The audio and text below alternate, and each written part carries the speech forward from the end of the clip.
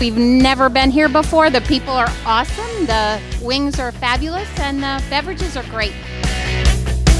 Booze and chicken wings. How can you not love it? It's really fun to be up there when there's such an engaged crowd, when they're responding.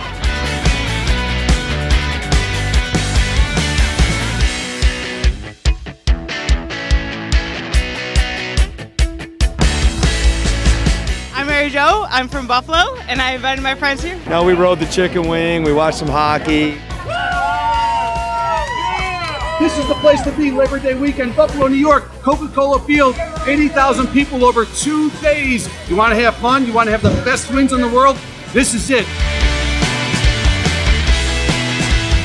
I am excited. I did not sign up for a world record, but I'm glad to have done it.